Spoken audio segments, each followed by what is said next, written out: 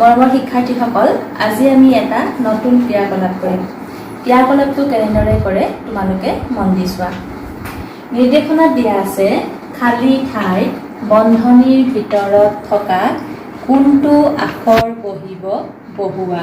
এতিয়া বন্ধনীৰ ভিতৰত আখৰ আছে, ইয়াত খালী ঠাই আছে দেখিছা।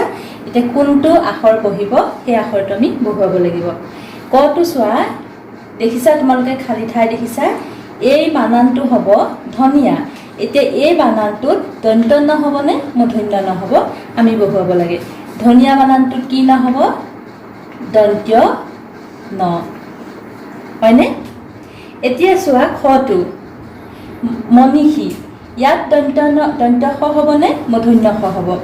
মনীষীটোত কি খ হ'ব? মূৰ্ধন্য খ। ঠিক সেইদৰে গটো চোৱা, ইয়াত খালী ঠাই আছে, দন্তত হ'বনে মূৰ্ধন্যত হ'ব বহাব লাগিব। এতিয়া এইটোত হ'ব পতনী, শব্দটো হ'ব পতনী। এতিয়া ইয়াত দন্তত হ'বনে মূৰ্ধন্যত হ'ব? ইয়াত কি হ'ব? দন্ত ত। সেইদৰে আৰু এটা চোৱা, গত আকাৰে গা, মত ওকাৰে মু, এইটো খালী ঠাই। এতিয়া আমি ইয়াত কি বহাব লাগিব? প্ৰথম চ হ'বনে দ্বিতীয় চ হ'ব বহাব লাগিব।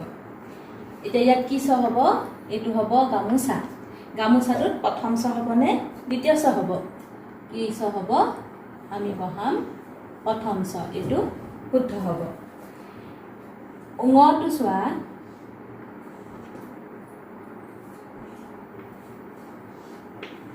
কত হস্ৰ উকাৰে কু, মত আকাৰে মা, ৰ খালী ঠাই দীৰ্ঘইকাৰ। এইটোত কি বহিব? বিকেটত হ'ব দন্ত ন মূৰ্ধন্য ন। তোমালোকে কি বহাব লাগিব ইয়াত? এইটো শব্দটো হ'ব কুমাৰণী। এতিয়া কি ন হ'ব? দন্ত ন হ'বনে মূৰ্ধন্য ন হ'ব? শুদ্ধটো হ'ব মূৰ্ধন্য ন। আৰু এটা চোৱা, গ খালী ঠাই দন্ত ন। ইয়াত কি হ'ব? মূৰ্ধন্য ঠ হ'বনে দন্ত ঠ হ'ব বহাব লাগে। ইয়াত কি ঠ হ'ব? এইটো গঠন হ'ব। কি ঠ বহিব?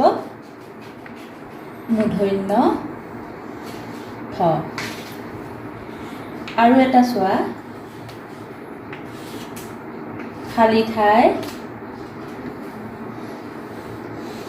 মূৰ্ধন্য ন।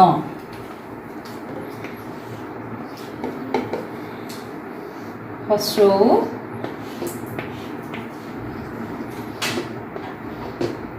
দীৰ্ঘ, ইয়াত কোনটো বহিব? হ'ব ঊণ। ঊণ মানে ঊণ সূতা, যিটো চুৱেটাৰ বনায় সেই ঊণ সূতাটোৰ কথা কৈছে। এতিয়া ইয়াত কি হ'ব? হস্ৰও হ'বনে দীৰ্ঘও হ'ব? শুদ্ধটো হ'ব কি?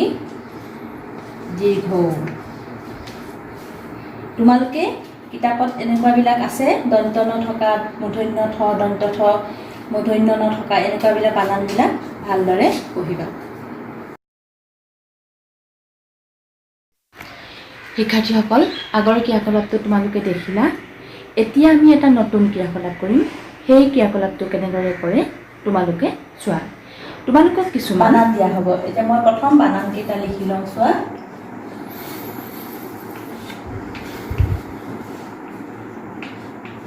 ক য় কয়,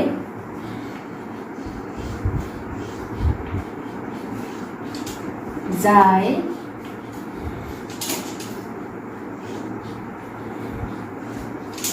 বাই,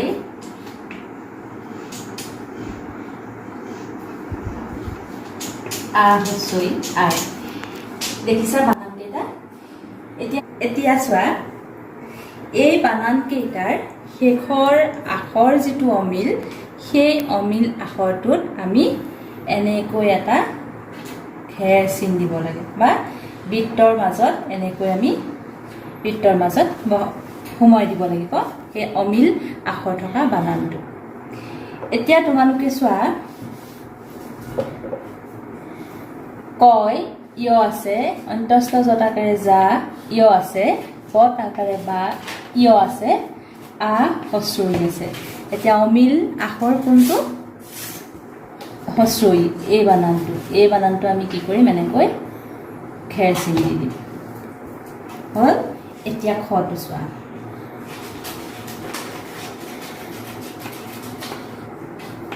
বত হস্ৰইকাৰে বি, য়ত আকাৰে ইয়া, বিয়া।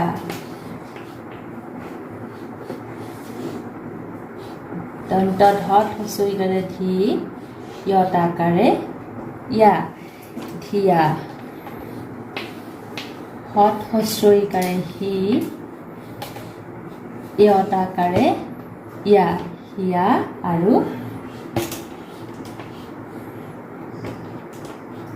মূৰ্হা।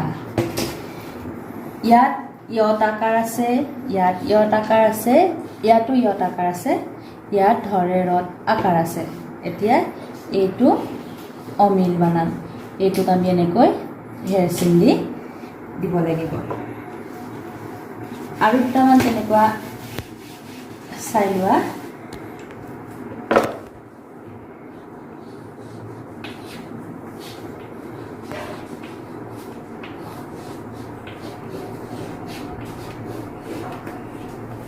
জাবৰ,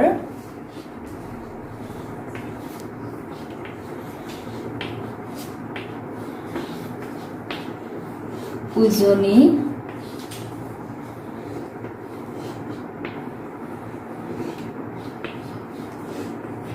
ডাঙৰ,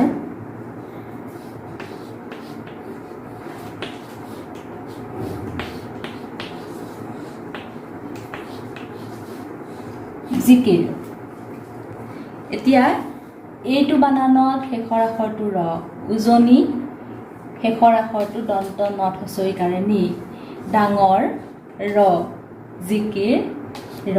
এতিয়া ইয়াত শেষৰ আখৰ অমিল বানানটো হ'ল উজনি, এইটো আমি ঘেৰ চিন দিম। এনেদৰে তোমালোকে বানানবিলাকত যিটো শেষৰ আখৰ অমিল থাকে কেৱল শেষৰ আখৰটো চাবা, শেষৰ আখৰ অমিল থকা বানানটোতে তোমালোকে এনেদৰে ঘেৰ চিন দি দিবা। তোমালোকে এনেকৈ শেষৰ আখৰ অমিল থকা বানানটো বিচাৰি উলিয়াবলৈ সহজ হ'বৰ বাবে তোমালোকে বানানবিলাক ভালদৰে পঢ়িবা আপোন পাঠত থকা, আৰু পঢ়োঁতে তোমালোকে সেইবিলাক মা দেউতাৰ সহায় লৈ পঢ়িবা।